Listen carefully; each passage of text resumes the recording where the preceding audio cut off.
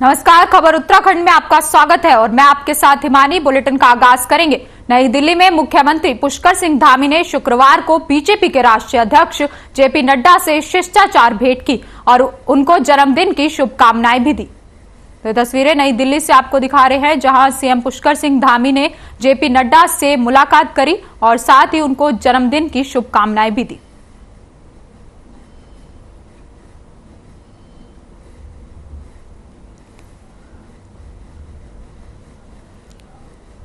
वही खबर देहरादून से है, जहां कांग्रेस प्रदेश कार्यालय में पत्रकार वार्ता किया गया। आपको बता दें कि पत्रकार वार्ता के दौरान मंत्री रेखा आर्य पर गंभीर आरोप लगाए गए, जहां प्रदेश उपाध्यक्ष सुजाता पॉल ने कहा कि सरकार की तरफ से जो टेक होम राशन में लगातार योजनाबद्ध तरीके से गड़बड़ी की जा रही है वह शर्मनाक है। उन्होंने कहा कि प्राइवेट कंपनी को लाभ पहुंचाने के लिए कर्मचारियों की सरकार टेंडर जारी कर रहे हैं।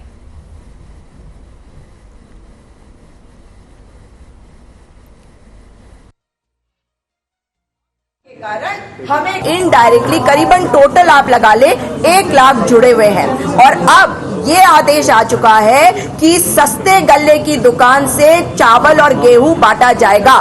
तो पौष्टिक आहार जिन बच्चों को दिया जाता था, जो धात्री माताएं थी, जो गर्भवती माताएं थी, उनको बंद कर दिया जाएगा। यानी कि जो हमने एक रिकॉर्ड स्थापित किया था पौष्टिक आहार से बच्चों का जो माल न्यूट्रिशन खत्म हो गया था, उसमें हम कहीं पीछे हटेंगे। लेकिन इसका कारण है क्योंकि केंद्र की सरकार डॉक्टर मनमोहन सिंह द्वारा लाए गए इस स्कीम को पर आघात करना चाहती। वहीं देहरादून में कांग्रेस कार्यकर्ताओं ने सरकार का पुतला दहन कर अपना विरोध जताया। अब बताया जा रहा है कि प्रदेश में बढ़ती आपराधिक घटनाओं पर अंकुश लगाने के लिए अपनी नाराजगी व्यक्त की। इस दौरान कांग्रेस के महानगर कार्यकारी अध्यक्ष जसविंदर पाल सिंह गोगी ने कहा कि कानून व्यवस्था पूरी तरह से चरमरा गई है। आए दिन महिलाओं के साथ आपराधिक घटनाएं बढ़ने लगी है। साथ ही उन्होंने कहा कि कई घटनाओं का हवाला देते हुए उन्होंने कहा कि न केवल राजधानी बल्कि पूरे प्रदेश में जगह जगह पर महिलाओं के साथ घटनाएं देखने और सुनने को मिल रही हैं। साथ ही उन्होंने कहा कि कांग्रेस की मांग है कि पुलिस अपराध पर लगाम लगाने के लिए काम करे।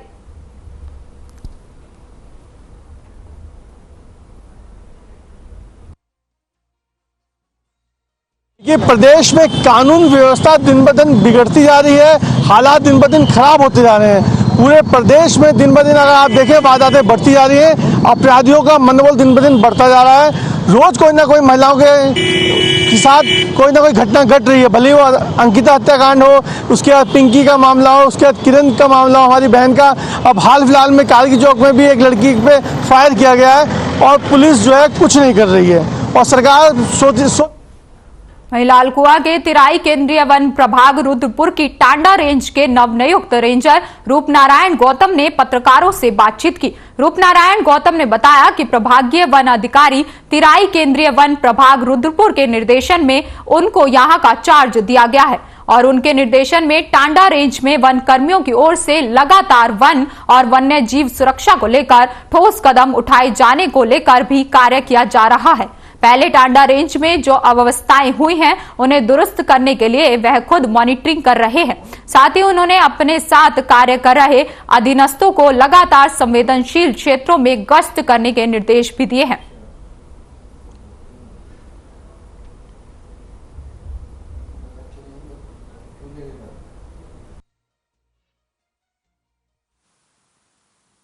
प्रभागीय वन अधिकारी के निर्देश के अनुपालन में मेरे द्वारा टांडा वन क्षेत्र का चार्ज लिया गया है और उनकी ये मंशा है कि ये जो टांडा रेंज में विगत माह जो अवस्थाएं हुई उसको उन अवस्थाओं को दूर किया जाए और ऐसी सुरक्षा व्यवस्था बनाई जाए जिससे वन एवं वन्यजीवों की सुरक्षा पर किसी प्रकार का कोई खिलवाड़ ना हो।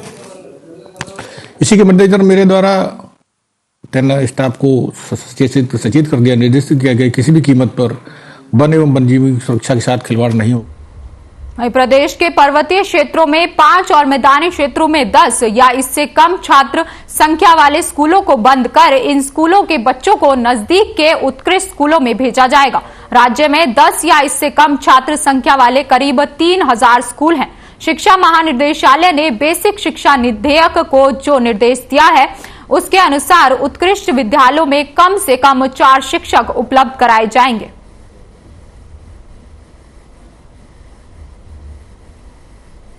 मेरी बात बिल्कुल बंद नहीं किया जाएगा और मैंने जो पत्र जारी किया उसमें बहुत स्पष्ट लिखा है कि अगर छात्र संख्या उन स्कूल्स में बढ़ती है तो उनको दोबारा चलाएंगे, लेकिन वहाँ पर एकल शिक्षक ही तैनात है और छात्र संख्या भी कम है। तो मानव संसाधन की दृष्टि से भी और शिक्षा की गुणवत्ता को बेहतर बनाए रखने के लिए ये निर्णय लिया गया है कि जो पास का बेहतर स्कूल है उसमें बच्चों को हम स्थानांतरित करेंगे और उनको आने जाने के लिए जो किराया होगा उसकी भी उनको प्रतिपूर्ति करेंगे। पिछले साल की तुलना में 6.7%। वहीं राष्ट्रपति द्रौपदी मुर्मू 8 दिसंबर को 2 दिवसीय दौरे पर देहरादून आ रही है। जिलाधिकारी सोनिका ने राष्ट्रपति के दौरे को लेकर तैयारियां पूरी कर ली हैं। आपको बता दें कि राष्ट्रपति के दौरे को लेकर अधिकारियों के साथ बैठक भी की गई और उन्होंने ड्यूटी में तैनात रहने वाले अधिकारियों और कर्मचारियों को 72 घंटे पहले RT-PCR टेस्ट कराने के निर्देश भी दिए। इसी के साथ उन्होंने कार्यक्रम स्थल पर दून विवि का निरीक्षण भी किया। उन्होंने व्यवस्थाओं को चाक चौबंद करने के निर्देश भी दिए। बैठक में वरिष्ठ पुलिस अधीक्षक दिलीप सिंह कुंवर समेत विभागों के अधिकारी को मानक अनुरूप व्यवस्थाएं करने के साथ प्रशासन के अधिकारियों को रूट प्लान तैयार करने के निर्देश भी दिए गए। बैठक में प्रभागीय वनाधिकारी नीतीश मणि त्रिपाठी, DFO मसूरी, अपर जिलाधिकारी प्रशासन डॉक्टर SK बरनवाल, अपर जिलाधिकारी वित्त एवं राजस्व KK मिश्रा, मुख्य नगर अधिकारी नगर निगम ऋषिकेश राहुल गोयल, संबंधित विभागों के अधिकारी उपस्थित रहे।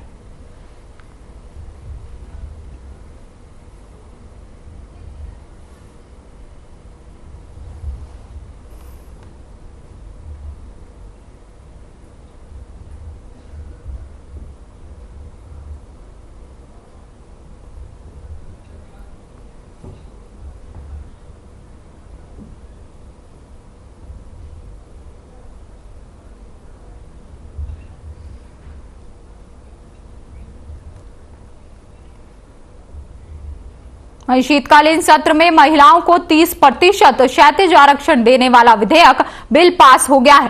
धामी सरकार में महिलाओं के क्षैतिज आरक्षण दिलाने में सफल रही। अब उत्तराखंड में महिलाओं को सरकारी नौकरियों को 30% आरक्षण मिलता रहेगा। ये क्षैतिज आरक्षण बिल महिलाओं को सशक्त बनाने में कारगर साबित होगा। विधेयक को लेकर मुख्यमंत्री धामी ने कहा कि उत्तराखंड निर्माण में मातृशक्ति का बहुत बड़ा योगदान है और सरकार ने ये पहले ही तय किया था कि विप्र भौगोलिक परिस्थितियों वाले इस प्रदेश में मातृशक्ति का सम्मान करते हुए उन्हें इस क्षैतिज आरक्षण का लाभ मिले।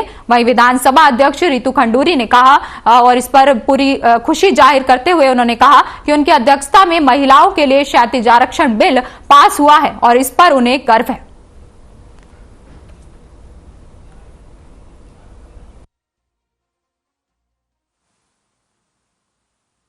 हमारा राज्य उत्तराखंड मातृशक्ति में बहुत संघर्ष और बदौलत ये राज्य हमको मिला और मातृशक्ति का बहुत बड़ा योगदान हमारे राज्य में है। पिछले दिनों जब माननीय न्यायालय से उच्च न्यायालय से इस प्रकार का फैसला आया तो हमने तभी कहा था कि हम हर स्तर पर जाकर मातृशक्ति के हितों के लिए काम करेंगे।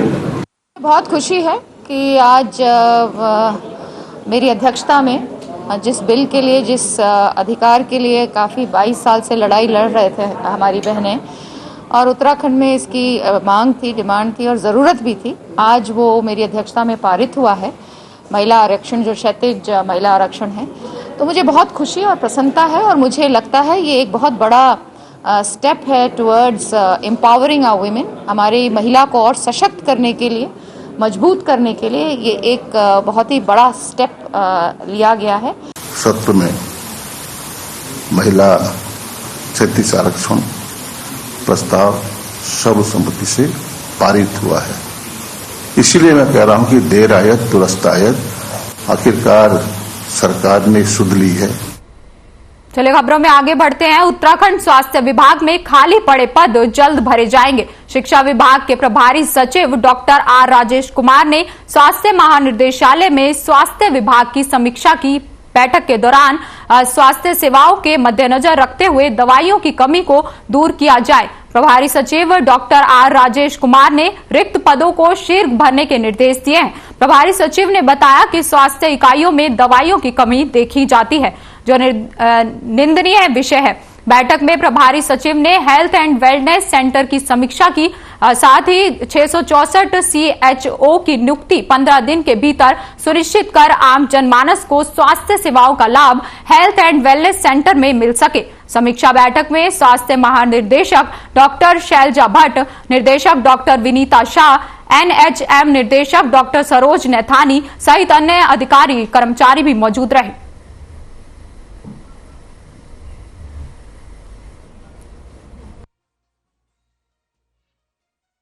एक रूटीन प्रोसेस है और जब समय आएगा तो लिस्ट आउट होगा। बाकी जो इम्पोर्टेंट चीज़ है HR मैन पावर की जो कमी है, जो अभी फ़िलहाल नर्सेस में है। अब चिकित्सा स्वास्थ्य, चिकित्सा शिक्षा दोनों संवर्ग मिला के हमारे 2600 नर्सेस हैं जो हम लोग इमीडिएटली भर देंगे। चिकित्सा स्वास्थ्य का तो मेरे ख्याल से immediately with in weeks time हम प्रोसेस शुरू कर देंगे। और चिकित्सा शिक्षा में जो नर्सेस हैं वहीं हल्द्वानी के मिनी स्टेडियम में जिला स्तरीय खेल महाकुंभ का आगाज हो गया है। खेल महाकुंभ की शुरुआत जिला पंचायत अध्यक्ष हल्द्वानी में खेल कुंभ का आगाज हो गया है। आपको बता दें कि खेल महाकुंभ में 10 दिन तक अलग अलग प्रतियोगिताएं चलेंगी, जिसमें अलग अलग तरह के खेलों का आयोजन किया जाएगा। इस बार होने जा रहे खेल महाकुंभ की खास बात यह है कि इसमें स्थानीय खेलों को भी बढ़ावा दिया जाएगा, जिसमें मलखंभ, खो खो, कबड्डी शामिल है। नैनीताल जिले के 8 ब्लॉकों के करीब 400 छात्र छात्राएं खेल महाकुंभ में हिस्सा ले रही हैं। आज से 10 दिन तक चलने वाले खेल महाकुंभ के जरिए खेलों के प्रति बच्चों की प्रतिभा को तराशने का काम किया जा रहा है। इस आयोजन में लड़कियों की भागीदारी अधिक दिख रही है। हल्द्वानी से आपको ये तस्वीरें दिखा रहे हैं, जहां जिला स्तरीय खेल महाकुंभ का शुभारंभ हो चुका है और 10 दिन तक चलेंगी प्रतियोगिताएं। इस महाकुंभ में 400 छात्र छात्राएं भी इस महाकुंभ में हिस्सा लेंगे। तस्वीरें आपको हल्द्वानी से दिखा रहे हैं, जहां जिला स्तरीय खेल महाकुंभ का आज से शुरुआत हो चुकी है।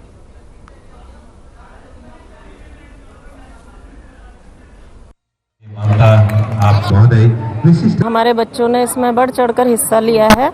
हमारे जिला स्तरीय खेल महाकुंभ की प्रतियोगिता आज यहाँ पर की जा रही है और इससे पूर्व हर विकासखंड में नाई पंचायत द्वारा खेल प्रतियोगिताएं की गई, जिससे हमारे बच्चों ने बढ़ चढ़कर हिस्सा किया, क्योंकि दूरस्थ इलाकों में के जो बच्चे होते थे वो किन्हीं कारणवश या पारिवारिक कारणवश या पैसों की कमी की वजह से वो जिला स्तरीय खेल में प्रतिभाग नहीं कर पाते थे। इसलिए 2 वर्ष पूर्व माननीय प्रधानमंत्री जी ने जो उनके द्वारा ये किया गया। उत्तराखंड में पुष्कर सिंह धामी की सरकार ने जबरन धर्मांतरण को रोकने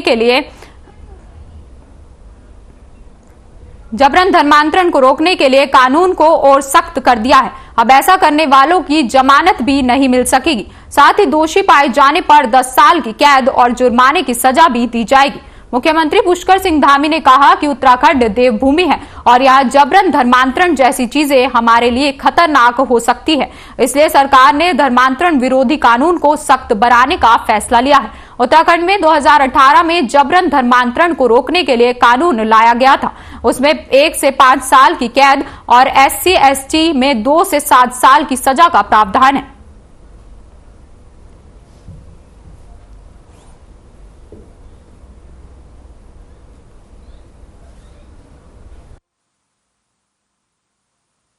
हाँ, ये बहुत बड़ा षड्यंत्र है हमारे भारतवर्ष के लिए, हमारे सनातन धर्म के लिए, हमारे हिंदू धर्म के लिए।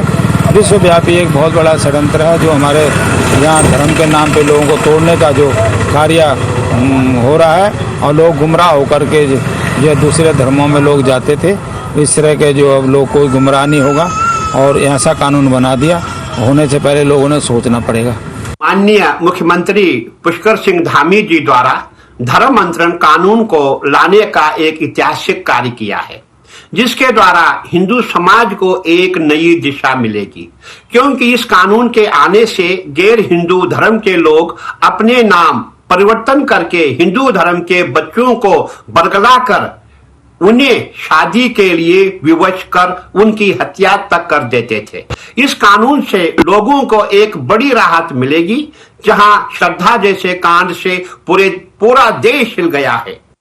वहीं उधम सिंह नगर के जसपुर स्थित जेनेसिस स्कूल के कक्षा 12वीं के छात्र ने जिले का नाम रोशन किया है। आपको बता दें कि प्रांशु शर्मा ने under 17 Asia championship long jump में गोल्ड मेडल जीतकर न ही केवल जसपुर स्कूल का बल्कि पूरे देश का नाम रोशन किया है, जिसके बाद प्रांशु शर्मा के घर बधाई देने के लोगों का तांता लगा हुआ है। आपको बता दें कि रायपुर गांव के निवासी प्रांशु का खेल की तरफ विशेष रुझान है। प्रांशु पहले भी नेपाल चैंपियनशिप 2022 और नेशनल चैंपियनशिप में गोल्ड मेडल जीत चुके हैं। प्रांशु शर्मा ने बताया कि वर्ल्ड चैंपियनशिप में वो सेलेक्ट हो चुके हैं और जल्द ही उसमें भी गोल्ड मेडल हासिल कर देश का नाम रोशन करेंगे। वहीं अपनी इस जीत का श्रेय उन्होंने अपने माता पिता और गुरुजनों को दिया।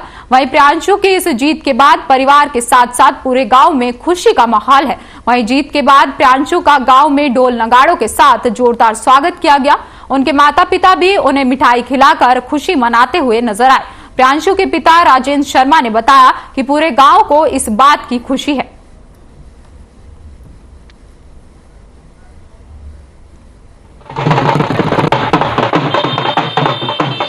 बहुत खुशी है, पूरे परिवार में खुशी है, सारे गांव वालों में खुशी है।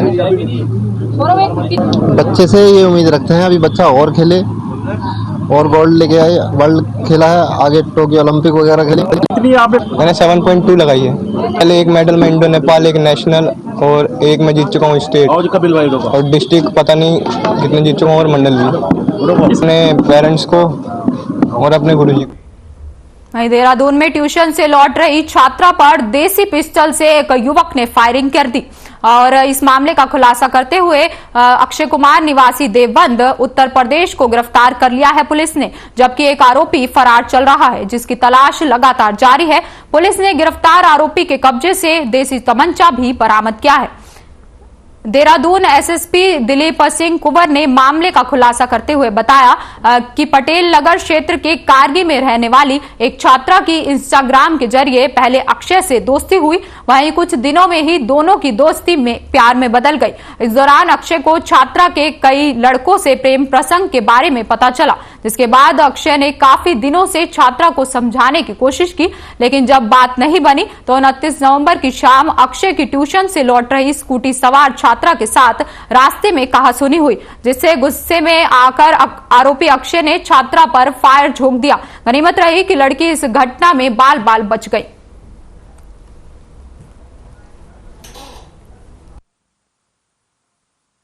लड़की जिस पर फायर करने किया गया था, इन दोनों के बीच प्रेम प्रसंग कोरोना काल से चल रहा था और इनका प्रेम जो है वो जैसे आजकल सामान्य तो हो रहा है, सोशल मीडिया के इंस्टाग्राम के माध्यम से इनके दोनों प्रेम हुआ, मिलना जुलना हुआ।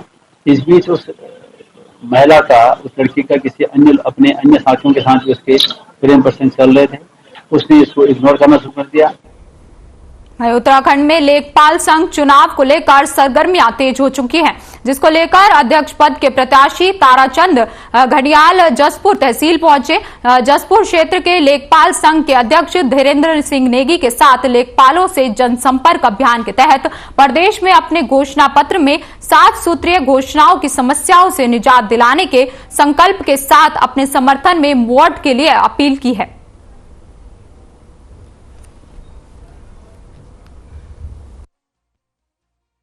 घड़ियाल इसमें अध्यक्ष पद का प्रत्याशी हूं और मैं अपने लेखपाल साथियों के बीच पूरे प्रदेश में आज उसी क्रम में हम जसपुर तहसील आए हुए हैं। 7 गारंटियों के साथ 7 गारंटी जो हम करने वाले हैं, यदि प्रदेश अध्यक्ष में हमें लेखपाल साथी हमें मौका देते हैं तो हमारे लेखपालों की जो समस्याएं हैं, क्योंकि पिछले 3 सालों में हमने देखा है कि लेखपालों की समस्याएं लगातार बढ़ती जा रही हैं और ई गवर्नेंस की हम बात करते हैं, लेकिन इंफ्रास्ट्रक्चर तक आज हमारे लेखपाल साथियों के पास नहीं है। कुर्सी मेज टेबल और जो इंफ्रास्ट्रक्चर हमारा जो लैपटॉप है, जो हमारे तमाम संसाधन है, उन संसाधनों के अभाव में हमें 24/7 काम करना पड़ रहा है। इस तरह की सारी समस्याओं का निदान हम शीघ्र कराएंगे और हम अपील करते हैं कि हमें भारी मतों से जिताएं। वहीं धर्मनगरी हरिद्वार में सरकारी जमीन पर जगह जगह अतिक्रमण किया गया है। इस दौरान जिलाधिकारी के आदेश पर तमाम सरकारी विभाग जमीनों पर किए गए अवैध अतिक्रमण को हटाने में जुट गए हैं। सिंचाई विभाग के अधिकारियों ने सिटी मजिस्ट्रेट के नेतृत्व में कई जगह अवैध अतिक्रमण पर बुलडोजर चलाने की कार्रवाई की। कुछ जगह पर लोगों ने इसका विरोध भी किया, लेकिन भारी संख्या में पुलिस बल की मौजूदगी रही। आपको बता दें कि हरिद्वार में उत्तराखंड सिंचाई विभाग की काफी जमीन है। इस जमीन पर जगह जगह कई लोगों ने अवैध मकान बना लिए हैं, तो कहीं अवैध रूप से जमीन को कब्जा कर उस पर खेती कर रहे हैं। जिलाधिकारी विनय शंकर पांडे ने इस सभी अतिक्रमण के खिलाफ अब शक मूड में नजर आ रहे हैं। आपको बता दें कि अधिकारियों की बैठक कर उनकी जमीनों पर किए गए अवैध कब्जे को लेकर हटाने के सख्त निर्देश दिए गए हैं, जिसके बाद उत्तराखंड सिंचाई विभाग के अधिकारियों ने भारी संख्या में पुलिस बल के साथ अतिक्रमण अभियान शुरू किया। सिटी मजिस्ट्रेट अवधेश सिंह ने बताया कि सिंचाई विभाग के अधिशासी अभियंता ने की ओर से ये पत्र दिया गया था, जिसमें गुरुवार को हटाने वाले अतिक्रमण के लिए पुलिस फोर्स की मांग की गई थी।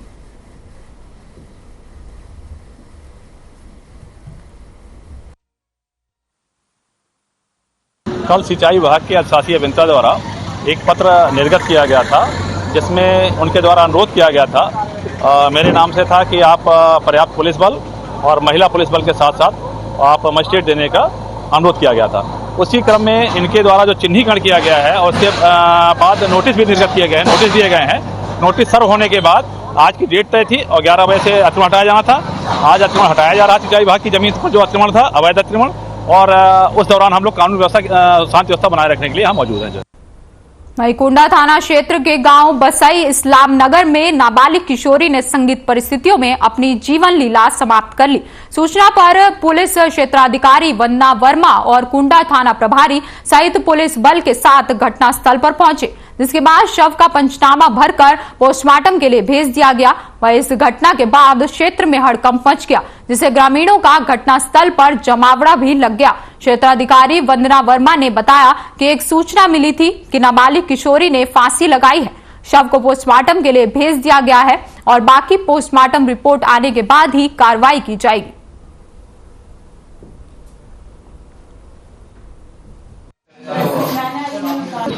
ये बसई गांव कुंडा थाना में एक ये सूचना प्राप्त हुई है कि एक ये नाबालिग लड़की है 15-16 साल की, और आज इसके द्वारा फांसी लगा के आत्महत्या कर ली गई है। मौके पे हम लोग आए हैं, शव को देखा गया है, पंचायतनामा भरा जा रहा है और पोस्टमार्टम की कार्रवाई कराई जा रही है और जो भी इसमें वैधानिक कार्रवाई होगी वो आगे की जाएगी। वहीं रुड़की में नवीन सब्जी मंडी में तैनात मंडी निरीक्षक शिव मूर्ति को 30,000 की रिश्वत लेते हुए देहरादून से आई विजिलेंस की टीम ने रंगे हाथों गिरफ्तार किया है। वहीं आरोपी आरा मशीन और लकड़ी का थोक लाइसेंस को ट्रांसफर कराने की एवज में रकम की मांग कर रहा था। वहीं विजिलेंस की टीम ने आरोपी से बंद कमरे में घंटों पूछताछ के बाद अपने साथ देहरादून ले गई। वहीं विजिलेंस टीम अधिकारी ने बताया कि शिकायतकर्ता से मंडी निरीक्षक आरा मशीन का लाइसेंस अपने बेटे के नाम कराने के लिए आवेदन किया था, लेकिन कई बार चक्कर काटने के बाद भी लाइसेंस ट्रांसफर नहीं किया गया और मंडी निरीक्षण द्वारा 60,000 की डिमांड की गई, लेकिन 30,000 में बात फाइनल हो गई। इसलिए आज विजिलेंस टीम ने रंगे हाथों गिरफ्तार कर लिया है और देहरादून अपने साथ ले गई है।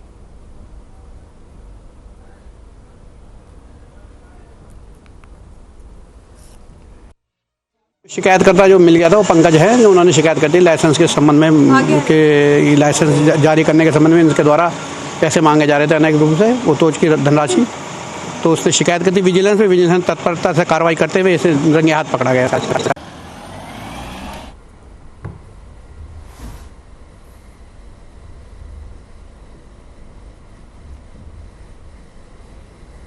वहीं गढ़वाल केंद्रीय विश्वविद्यालय का 10वां दीक्षांत समारोह धूमधाम से मनाया गया।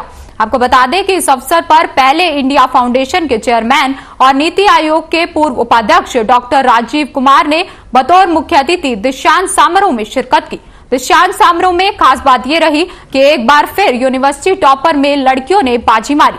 कार्यक्रम की शुरुआत नीति आयोग के पूर्व उपाध्यक्ष, गढ़वाल विश्वविद्यालय की कुलपति एवं कुलाधिपति द्वारा संयुक्त रूप से दीप प्रज्वलित कर की गई।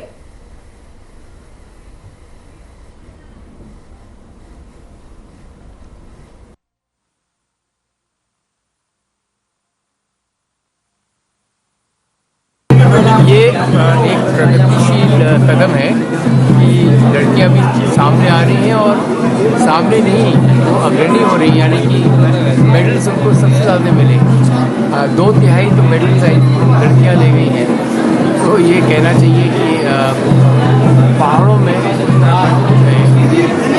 लड़कियों में जो जोश है, जो एक ख्वाहिश है पढ़ने की, बहुत है। फिलहाल इस बुलेटिन में इतना ही। नमस्कार।